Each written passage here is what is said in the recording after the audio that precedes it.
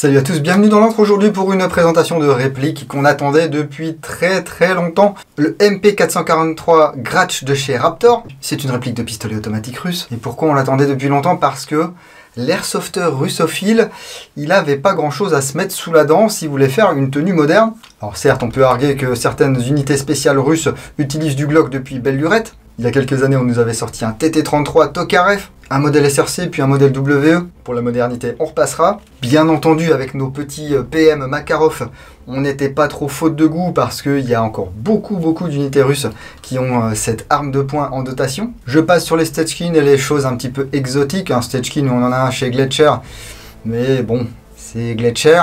On a également un MP443 Gratch chez Gletscher en modèle CO2 depuis des années. C'est une adaptation du modèle 4.5 pour du 6 mm. Je dois avouer qu'après modification, il est jouable.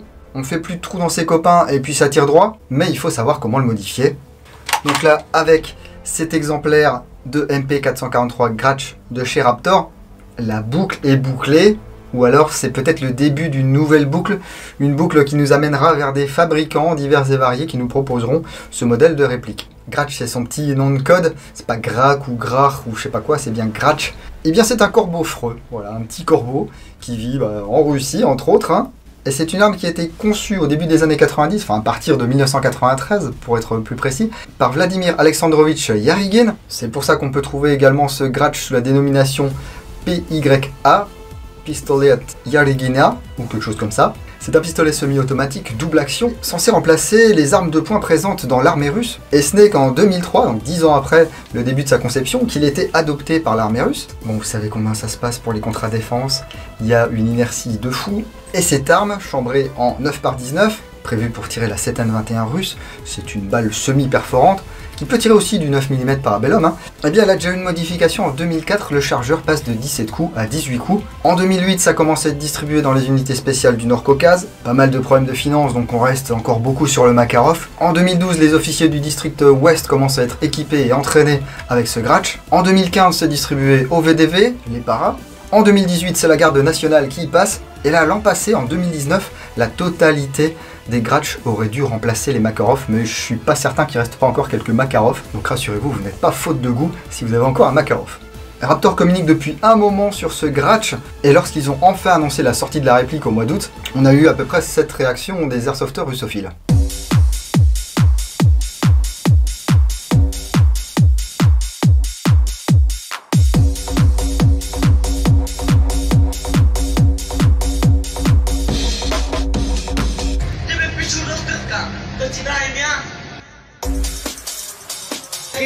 Bien moi ce que je vous propose aujourd'hui c'est de faire le tour de cette réplique et de voir dans quoi on va mettre son argent.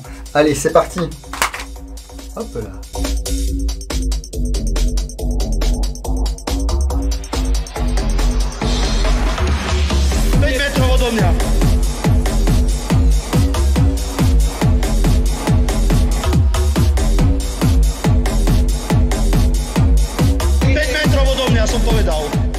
Avant de commencer cette vidéo, j'aimerais remercier toute l'équipe de chez Raptor pour m'avoir envoyé cette réplique à titre gracieux afin que je puisse vous la présenter. Et merci également à ceux qui se sont manifestés sur leur page Facebook pour dire « Ah, ça serait bien d'en envoyer une au Dingo pour qu'il fasse une petite presse ». Raptor, c'est une boîte qui est toute jeune, hein, on en a entendu parler à partir de 2017. Avant ça, on connaissait cette société par l'intermédiaire de la marque TWI qui propose des accessoires. Le patron de chez Raptor est un enthousiaste de matos russe, ça fait plus de 20 ans qu'il se déplace sur les OP, que ce soit en Asie ou en Europe, et qu'il utilise du matériel russophile. Donc au-delà de l'aspect business un petit peu de Raptor, il y a aussi cette passion du matos russe, hein, même s'ils ne vont pas se cantonner qu'au matériel russe. On a donc ici le MP443 Gratch. Alors Gratch, c'est quoi? C'est un corbeau. Et oui, un petit corbeau freux, comme je vous l'expliquais dans l'intro de cette vidéo. On va retrouver la déclinaison de ce Gratch, de ce MP443, en version Reg et en version DX. Alors il s'agit ici d'une version mixte. C'est-à-dire que pour les reviews, ils ont envoyé une version Deluxe, mais ils ont retiré un chargeur parce que à l'heure actuelle, ils sont un petit peu en galère de chargeur. Vous savez comment c'est, hein. Bon écoutez, avec un chargeur déjà on peut bien s'amuser. Au niveau des prix, alors j'ai vu sur les préco 180 $ pour la version normale et 225 $ pour la version DX. On a donc un visuel du MP443 Yarygina, donc pour le pistolet Yarygin. Ça, je vous en ai également parlé dans l'intro. On retrouve toujours les couleurs du drapeau russe. Hein. Hop là. On tombe tout de suite sur le manuel d'utilisation.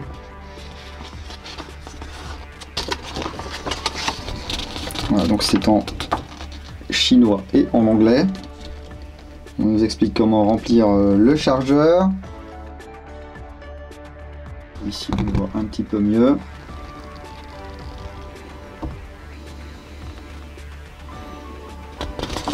Donc si vous avez besoin de pièces, normalement vous contactez votre boutique qui contacte Raptor et vous pouvez avoir des pièces détachées en cas de casse notamment. L'ensemble est maintenu dans de la mousse bien compacte. Donc si vous achetez la version normale, vous aurez l'emplacement ici du rail B8 Zenitco, mais vous n'aurez pas le rail. Vous aurez simplement un chargeur gaz de 25 billes et puis la réplique. Si vous achetez la version de luxe, vous avez un chargeur déjà dans la réplique, plus le chargeur ici dans son écrin de mousse. Alors il n'y a pas de tigette de nettoyage et de débourrage, il n'y a pas de sachet de billes, il n'y a pas de fioritures. Hein. Donc on va pouvoir avoir le rail B8 de chez Zenitco. Alors c'est une repro bien sûr. Hein. Alors ça chez Zenitco ça vaut une trentaine de $. Ça va être certainement dispo à part sous la marque TWI. Voilà, qui va se mettre au niveau du dessous de l'avant et du dessous de la réplique, voilà, et du pontet pour pouvoir poser une lampe ou un laser. Alors globalement c'est prévu pour tout ce qui est lampe Zenitco, hein, Clash 1, Clash 2. Moi j'ai pas de Clash donc bah je mettrai pas de Clash. Ensuite le chargeur, il est bien maintenu. Hein. C'est un chargeur qui est donné pour une contenance de 25 billes avec deux encoches latérales ici. Il n'y a pas spécialement de marquage dessus. Ici certainement les orifices pour sur le vrai, regardez combien de cartouches il reste. Une plaque ici qui est en plastique. On va pouvoir actionner le ressort ici. Bon, faut des ongles hein, pour venir chercher ici la valve. Alors ce que je vais faire moi je pense, c'est que je vais faire un orifice ici que je vais percer avec un forêt. J'ai cru voir sur les réseaux sociaux qu'il y aurait peut-être une déclinaison CO2 de ce Gratch. Donc on verra bien, hein, faut que la méca tienne le coup. Hein. Et le voici ce MP443. Il est là et on va le détailler tout de suite. C'est une réplique qui mesure 195 mm pour une masse de 795 grammes. Elle est composée d'alliage pour la carcasse et pour la glissière. Et on a du plastique, enfin du polymère, qui a l'air un petit peu renforcé pour la crosse. Donc globalement c'est une réplique qui va être assez maniable. Pour la prise en main je vous laisserai en juger vous-même. Au niveau des marquages, eh bien c'est pas la folie hein. De toute façon il n'y a pas 50 marquages. On retrouve le numéro de série ici sur la glissière, le même numéro de série sur la carcasse avec le petit marquage Izmash, enfin du coup Kalachnikov Concert maintenant. Un logo de chaque côté de la crosse. Voilà. Une crosse avec des stries ici, elle est assez agréable. Bon c'est sûr que on n'a pas des doses traditionnelles ou quoi, donc si vous avez des grandes mains, des petites mains, des mains moyennes, bah vous n'aurez pas le choix, ça sera ça. Hein. La crosse est symétrique parce que c'est une arme qui a été conçue pour être ambidextre. Je ne sais pas si c'est le cas ici, mais sur le vrai, par exemple, vous pouvez changer l'arrêtoire de glissière de côté. On a également une sûreté ici qui est ambidextre. Donc là, je vais pouvoir tirer. Là, je ne peux même pas actionner le marteau. Des stries de préhension également de chaque côté, à l'avant et à l'arrière. Voilà. Sur un peu plus de longueur du côté gauche de la réplique. Sur la crosse, on a également un emplacement ici pour une dragonne ou un câble de sécurité comme on me l'a fait remarquer récemment. Le bouton d'élection du chargeur ici, qui est de bonne taille. Voilà, moi j'ai des petites mains donc je galère un petit peu à aller vraiment jusqu'au bout. Mais il va falloir retirer le chargeur avec la main, il n'a pas tendance à tomber tout seul. Il faut bien le retirer.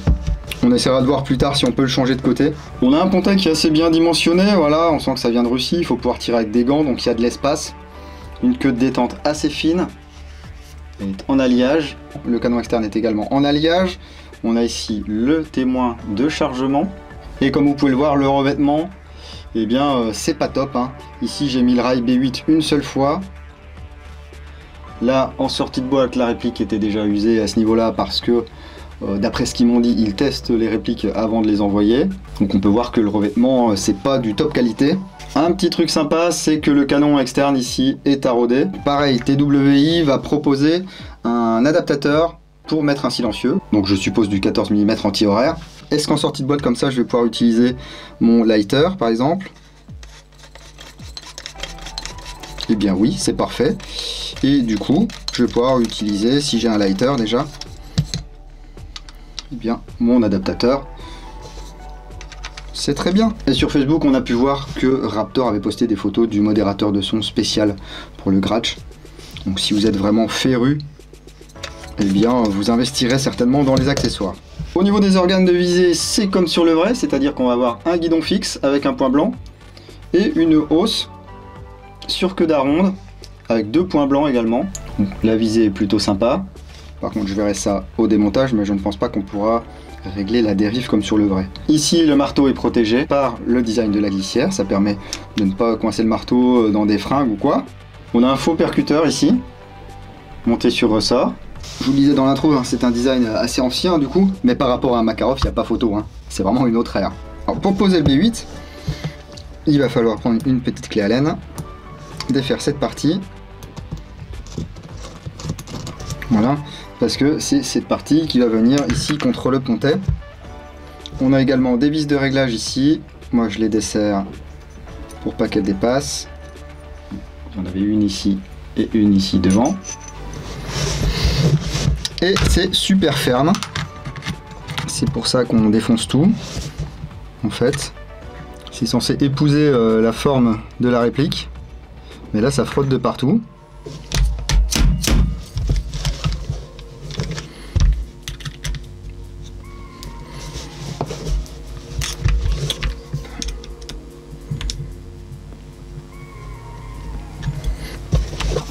Voilà, moi je pense que ici c'est censé venir à fleur et ici également, mais ce n'est pas le cas. Écoutez, peut-être que je m'y prends mal, hein. J'ai essayé de faire coulisser, j'ai essayé d'emboîter ou quoi, j'ai pas vu de différence. Et donc là on va pouvoir mettre une lampe. Mais alors ça va pas être ici une X300, hein, même si je pense que normalement ça devrait passer. Je pense que celle-là ça va pas le faire non plus. Voilà, parce qu'on ne tombe pas en face du rail. Voilà, ici ça passe, mais du coup le look est un peu bizarre. Par contre ce petit modèle là ça devrait passer. Voilà, mais c'est pareil, ça fait un petit peu bizarre. Bon, c'est du standard Picatinny, donc normalement ça devrait passer avec plein de lampes. Mais là j'ai pas beaucoup de chance. Voilà, je suis pas très familier avec cette interface. Donc attention au modèle de lampe que vous voulez utiliser. En plus, il faudra après trouver le holster qui va bien. Hein. C'est pas forcément facile. Alors pour l'enlever, je sens que ça va être sportif aussi.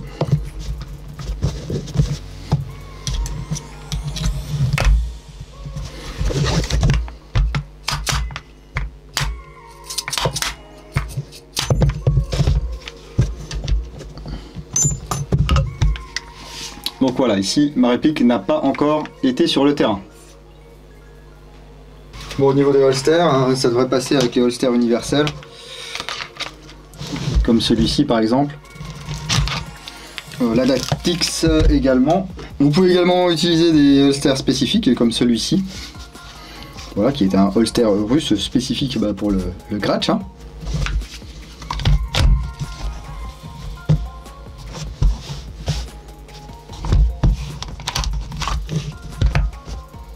Voilà, sauf que pour les lampes ça va être un petit peu plus compliqué. Moi ce que je vais faire c'est que je vais me faire un holster sur mesure Kydex parce qu'il y a une plaque en surpatte qui m'attend depuis des années. Alors ouais, voilà, lorsqu'on met du gaz, déjà quasiment plein, ce que ça donne.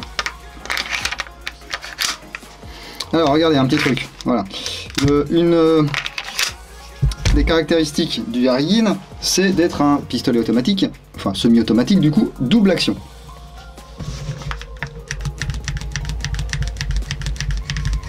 Bon, je peux pomper longtemps comme un Shadok, hein, ça ne va rien faire. Si vous n'armez pas la réplique, vous ne pourrez jamais tirer. Cette réplique du MP443 ne fonctionne pas en double action. J'en ai parlé à Raptor, ils m'ont dit oui c'est normal, on n'a pas fait la fonction. Ok.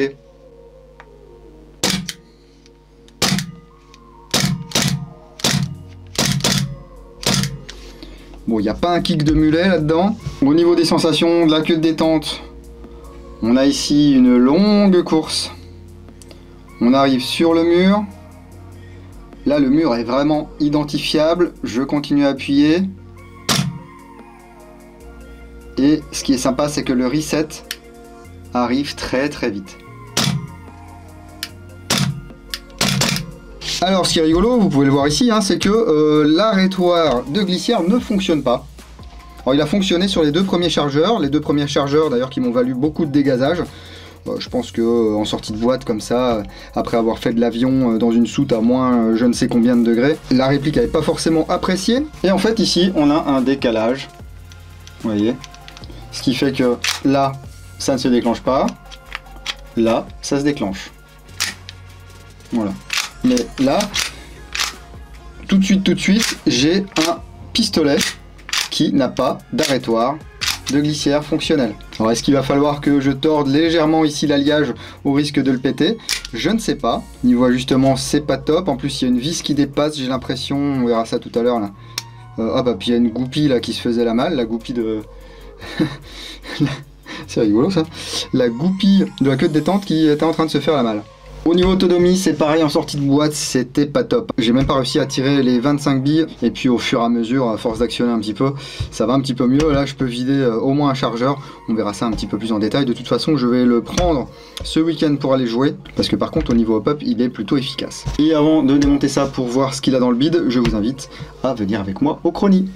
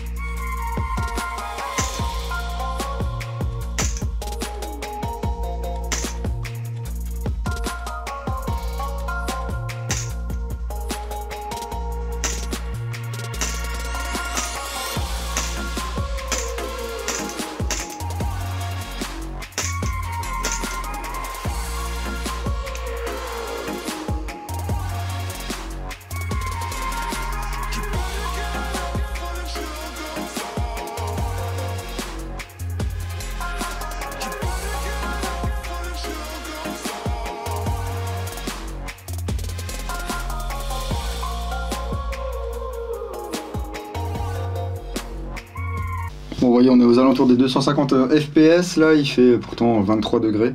Autant dire que vous pourrez aller jouer partout avec cette réplique, c'est pas plus mal. Moi j'en ai profité du coup, voilà, pour faire un petit trou ici, pour pouvoir recharger en gaz. Parce que ça me saoule un peu à chaque fois de devoir faire glisser cette plaque et tout. Mais bien entendu, pas obligé de faire la même chose. Pour démonter ce Gratch, eh bien, il va falloir ôter l'arrêtoir de glissière. On prend un petit chasse-goupille. Ça vous fait avancer ici la tige guide. Vous voyez ici il y a la goupille qui en profite pour se faire la malle. L'arrêtoir ici. À l'origine c'est censé glisser comme ceci. Voilà, donc avec le profil comme cela. Et pas forcé, ok. Et ensuite idem pour le démontage. On va enlever la tige guide, le ressort récupérateur. Voilà. Alors, attention parce que le ressort n'est pas solidaire de la tige guide, donc ça peut voler. On a une tige guide en acier. En tout cas c'est du métal ferreux. Je voulais jeter un œil à la méca. C'est que de l'alliage, hein.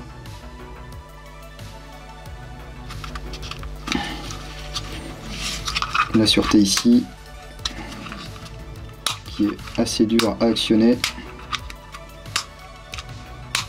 Le ressort ici. Je verrai dans la review complète si on peut l'enlever pour changer le bouton de côté. Oui, il y a du jeu là. Ça manque, comment dire, je sais pas. J'ai comme une impression que ça va pas durer des lustres. Voici. Est-ce que cette vis, bah voilà, cette vis était desserrée. Donc forcément, ça forçait sur l'arrêtoir et il fonctionnait pas, hein. Ensuite, on va pouvoir retirer le canon interne, externe et bloc hop-up. Voilà, ça ressemble à la vraie arme, hein. Voilà. Donc, ici, on a le canon externe qui est retenu par une goupille. Alors, il y a un jeu de ouf, hein. le bloc hop-up avec son réglage ici. Alors le réglage, voilà, c'est ça. Vous allez prendre un petit tournevis ou une clé ou quelque chose et puis vous allez faire monter et descendre ici. Si vous avez des griffes, un petit peu comme Wolverine, vous allez pouvoir le faire à la main. Sinon, vaut mieux quand même le faire avec un petit tournevis. Voyez. Et là, je suis au maxi. Donc on voit bien le bourrelet. On voit également que c'est un peu gras. C'est maintenu à l'aide de 2 vis. Voilà, on peut le séparer en deux comme ceci. La petite molette du hop-up. L'appui est large, hein, donc vous pourrez même mettre des joints, je pense, avec un bourrelet assez large. Ça va le faire. On retrouve un joint type VSR10, assez souple. Un peu gras. Voilà, je vais nettoyer ça. Donc le nozzle ici, il revient pas très bien. Voyons voir quelle tête ça a.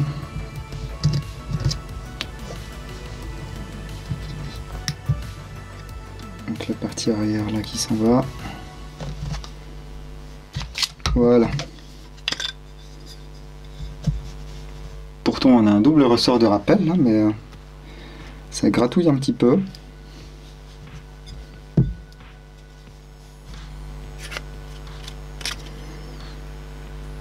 Donc là c'est assez basique, hein. On a juste un joint torique. Et puis le nozzle ici. On a une micro vis. Il ressort, hein. Donc ici la valve. Regardez, c'est grossier, c'est pas ébavuré ça. Le ressort ici. Ok. Le blowback housing est plutôt pas mal fait. Je serais tenté de dire que la hausse a été montée un peu en force, et donc on peut peut-être légèrement la régler en dérive, mais je suis pas très sûr. Non, je pense pas, parce que sinon ça va buter ici contre le blowback housing. Alors ça sent l'artisanal, parce qu'on est un peu dans l'artisanal. Jusque là, tout est normal. Enfin, on est sur de l'artisanal, mais là c'est de la grande production quand même, parce qu'ils en sortent des milliers, des répliques. Voilà, maintenant que la vis est serrée, ici ça va plaquer, et normalement mon arrêtoir fonctionnera cette fois-ci. Vous voyez, ça se joue à rien des fois, hein, mais il faut être patient. On ne devrait pas avoir à faire ça sur une réplique commerciale, sortie de boîte. Alors certes, c'est la première itération, il va peut-être y avoir quelques améliorations au fur et à mesure. Moi, c'est aussi quelque chose qui me plaît, hein, de découvrir une réplique et puis de faire mon retour à la marque. Mais je vous avoue que je préfère faire ça quand c'est encore au stade de prototype ou de pré-série, et pas lorsque c'est un exemplaire commercial. Je vais lui mettre un petit coup de dégraissage, de nettoyage, de lubrification. Je vais remonter ça et puis on va passer à la conclusion.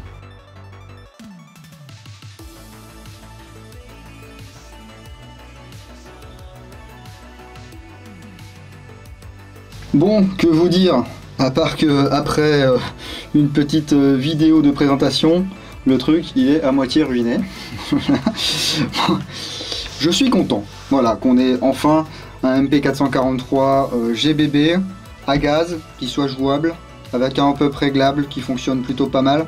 Des finitions assez correctes. Ça change des modèles Gletscher qu'il fallait modifier, alors qui étaient jouables hein, une fois modifiés, que ce soit au niveau puissance ou au niveau hop-up, mais qu'il fallait modifier quoi qu'il arrive. Mais j'ai un petit arrière-goût amer dans la bouche lorsque je vois que ce rail B8 qui est supposé être fait spécialement pour cette réplique, qui vient forcer et qui vient défoncer la peinture, qui se monte pas forcément bien parce qu'on a des cotes qui sont pas identiques à celles de la réplique. Quand je vois le système de hop-up qui fait quand même assez artisanal, voilà, en fait j'ai l'impression d'avoir une réplique artisanale, sauf que c'est une réplique qui va être produite et qui a été produite à des milliers d'exemplaires. Là ça va commencer à arriver dans vos boutiques ça, et clairement une réplique comme ça, sortie de boîte, pour 180 $, c'est-à-dire qu'on va en trouver certainement en précommande déjà en Europe aux alentours des, allez, entre 175 et 190 €. 190 €, 180 € pour moi c'est trop cher. Alors certes, on va jouer sur l'exclusivité, c'est le seul Gratch A GBB qu'on a. Il y aura certainement un modèle chez Berpo. Il y a également LCT qui a tâté le terrain. Il y a NPO qui nous a dit qu'ils allaient faire un truc il y a déjà un certain temps. Ça à 140, 150 € max. Pourquoi pas 180 pour la version normale. Pour ce degré de finition et ce degré de matériaux, pour moi c'est pas possible.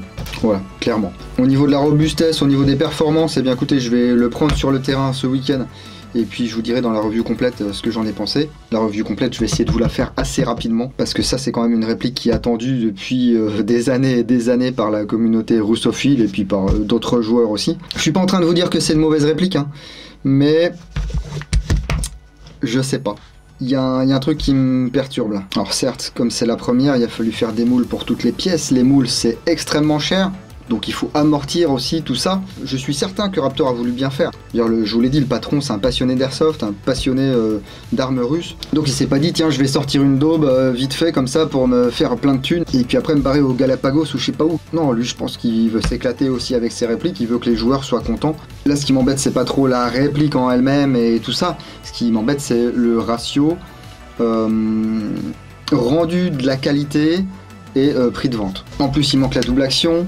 Ah, vous allez me dire, mais il y a plus de points négatifs que de points positifs. Mais moi, je suis un petit peu bonnet, donc même avec tous ces points négatifs, eh ben, je suis comme vous, je pense que je l'aurais acheté, cette réplique. Parce que j'en ai marre de me balader dans une tenue de Ruskov de 2010, 2015, 2020, et d'avoir toujours un Makarov dans la poche.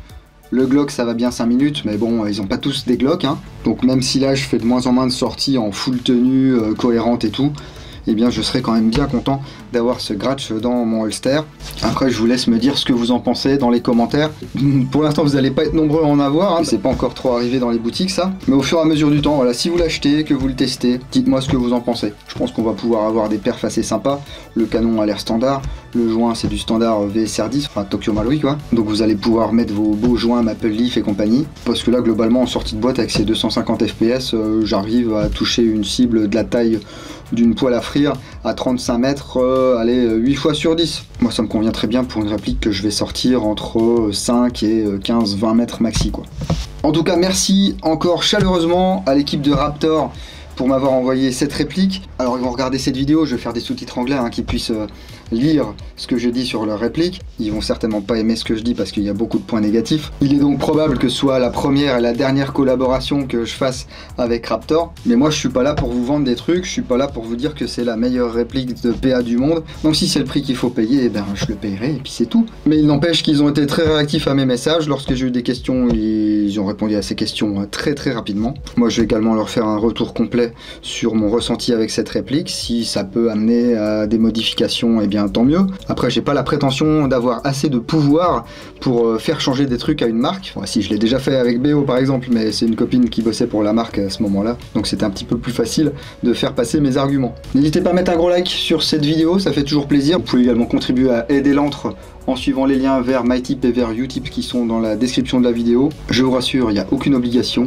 Si vous ne voulez rien louper de ce qui se passe dans l'antre, vous avez plusieurs moyens pour cela. Vous pouvez suivre la page Facebook L'Antre du Dingo. Vous pouvez aller sur le site www.l'entredudingo.com et vous pouvez également me suivre sur Instagram. N'hésitez pas à intervenir, surtout quand c'est à bon escient. Il y a toujours le Covid-19 qui se balade, donc on se protège, on fait pas n'importe quoi. Si vous le faites pas pour vous, faites-le au moins pour vos familles. Si vous jouez le week-end prochain, n'oubliez pas, jouez sérieusement, mais sans vous prendre au sérieux. Et moi je vous dis à bientôt dans l'Antre du Dingo.